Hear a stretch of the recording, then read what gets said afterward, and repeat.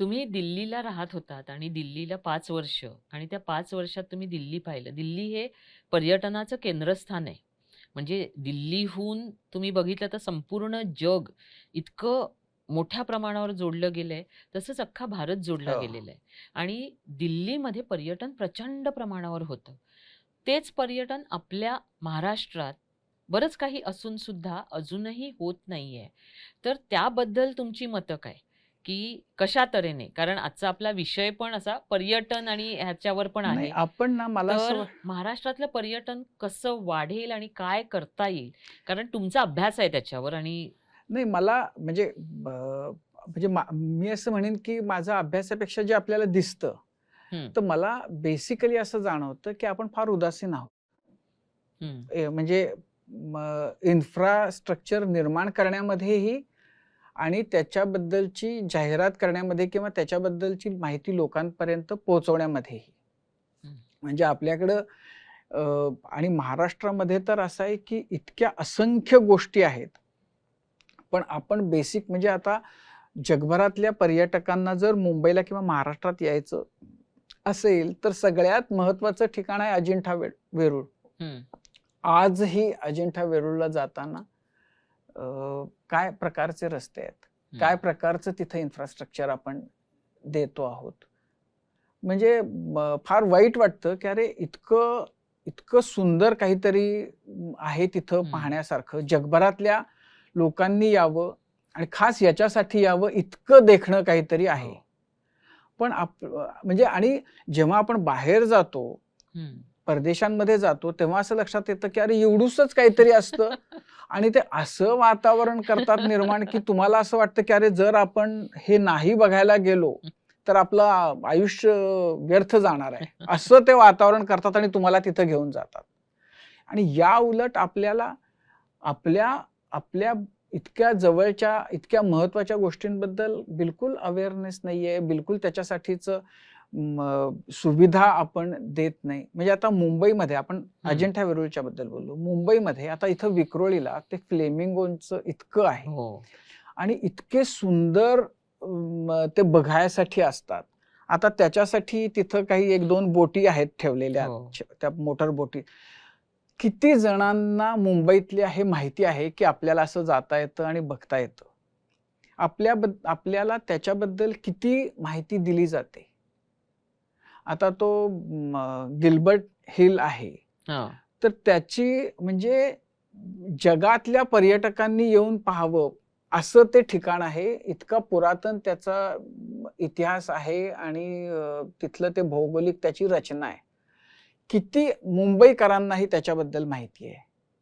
किती जणांना आपण ते आवर्जून दाखवायला घेऊन जातो किंवा तिथं समजा आपण कौतुकानं घेऊन गेलो, तर आत्ता तिथली काय स्थिती आहे? सकाळच्या वेळेला आपण तिथं जाऊ शकत नाही. ओह गॉड! अशी तिथली परिस्थिती आहे. तर मला सगळ्यात म्हणजे आपण फार करंटे वाटतो, की आपल्याकडं इतकं आहे, पण ते आपण त्याच्याबद्दल पूर्णपणानं अनभिज्ञ आहोत, उदासीन आहोत. आपल्याला त्याच्यामध्ये काही करायचंही नाहीये, ते दाखवायचंही नाहीये, काही व्हावं असंही आपल्याला त्या त्या बाबतीत वाटत नाहीये.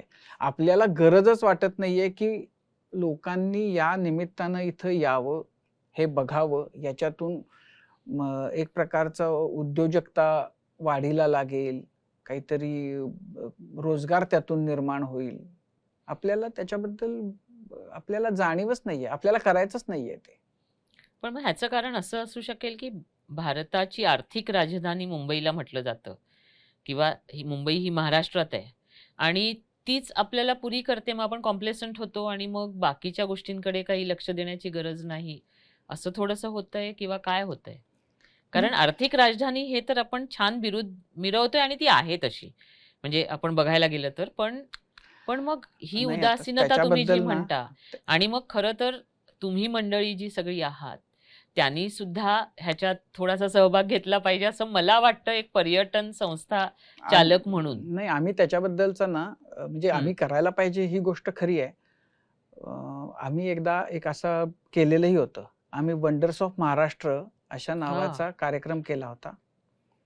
आणि त्याच्यामध्ये म्हणजे फक्त काय म्हणजे अशा फार 200, 500, 1000 वर्षांपूर्वीच्याच वंडर्सच्या मध्ये न नेता, म्हणजे खरं तर तसाही कार्यक्रम होऊ शकतो की गूढ अद्भुत जो महाराष्ट्र आहे त्याचं दर्शन, आणि ते आम्ही ते बातम्यांमधून आणि याच्यातून करतो, आणि आम्ही ते तो जो कार्यक्रम आम्ही केला होता तो खूप मोठ्या प्रमाणात केलेला होता, आणि त्यावेळेला अजित पवारांपासून सगळ्या लोकांना आम्ही त्याच्यामध्ये, मग त्याच्यामध्ये पोल घेतला होता, आणि मग वेगवेगळ्या कॅटेगरीमध्ये की निसर्गाच्या म्हणजे निसर्ग सौंदर्य कुठं, मग त्यातली 10 ठिकाणांमधलं की ही 3 ठिकाणं सगळ्यात सुंदर, की आधुनिक समजा स्थापत्य किंवा अशा अर्थाचं आहे तर मग त्याच्यामध्ये विटी पासून ते आपल्या सिलिंग पासून अशी आम्ही ठिकाणं अशी, आणि ती लोकांनीच पार्टिसिपेट केलं होतं, लोकांनीच सुचवली होती, असं केलं होतं. त्याच्यातनं काही प्रमाणामध्ये अवेअरनेस थोडासा निर्माण झाला असेल, पण तो तात्कालिक स्वरूपाचाच होता असं मी म्हणेन.